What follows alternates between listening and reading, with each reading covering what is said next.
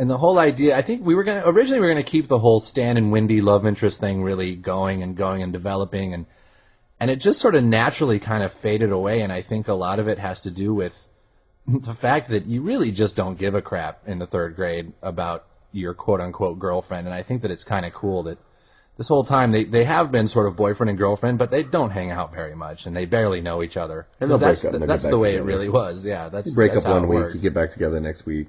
You didn't really go hang out for any amount of time. It was just sort of an unspoken thing. That's the way it is now. Oh yeah, that's still what I do now, by the way. Yeah.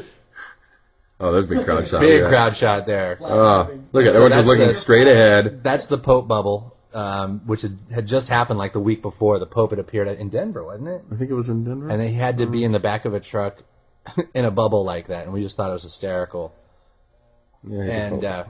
And this shot we were really proud of. That shot where he takes aim and there was depth and there was different focus. That's amazing. We just thought that was the most badass computer animation ever done on That's television. an Academy Award. They talk about Bar Brady too. We got the voice from Bar Brady because when we were working on the pilot episode here in LA, before we went to Colorado, we rented an office from this guy named Dennis Prager, who's on the radio. He's like syndicated now on the AM radio, but he was just on the radio here, and we were just making fun of his voice because he talked with this big, bombastic, stupid voice, and that's where Bar Brady's voice. If you listen to Dennis Prager, he's still on today. You'll hear the seeds of Bar Brady's voice.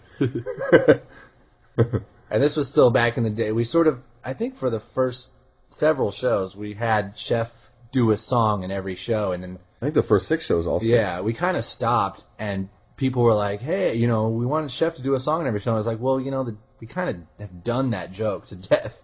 And it's just become a thing where I think just now we're sort of used to we're ready to have Chef start singing songs again just because it was sort of like coming up with a Kenny death in every show. It was just kind of like, all right, is it really funny anymore? Or are we just doing it to serve its own sort of purpose?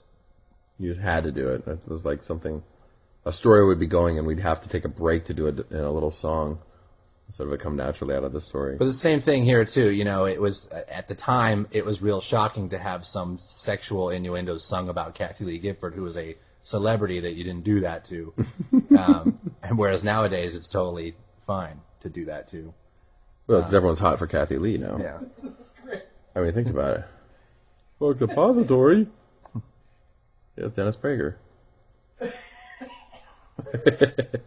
thought that was Huell Hauser. Well, look at what we got here. Book depository. The book depository, which of course we've never ever seen again in South Park anywhere.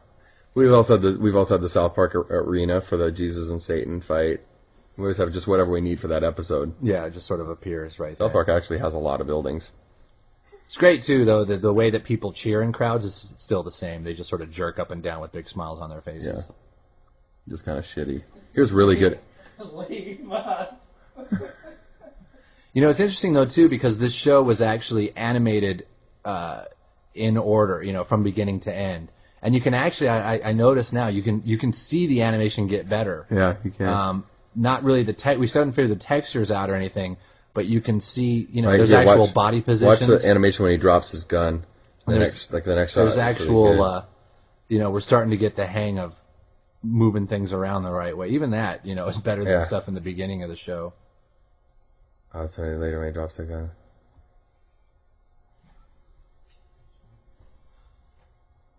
And then what happens here? And this is sort of, our little point again, and Right there, see that? yeah, that see, was good looked really animation.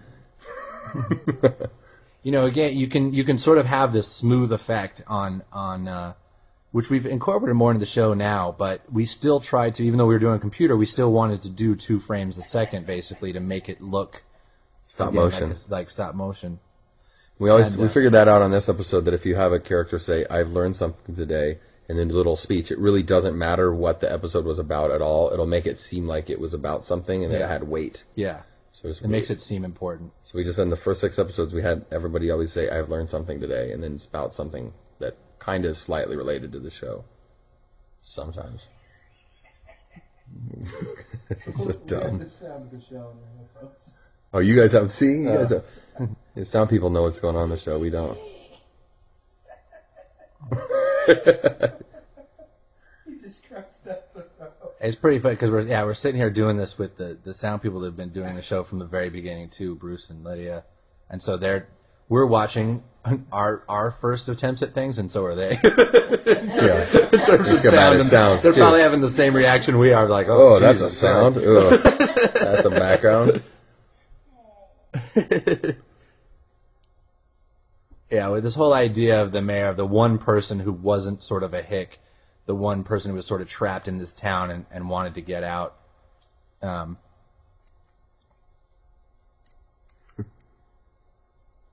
You heard? Garrison, it just became a force. Garrison was always going to be this sort of side character, but he became one of the most complex characters we have. Yeah.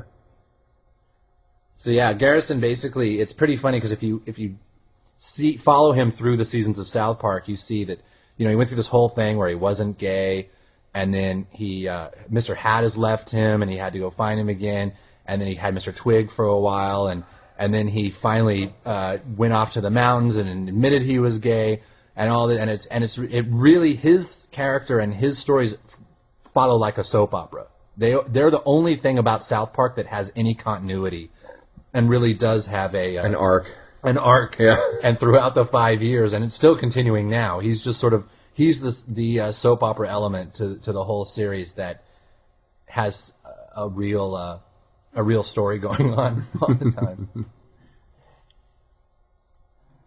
And so we got done with this show and had to go right into the next one, which we didn't have an idea for until about right before we made it, I think, which is still the case today.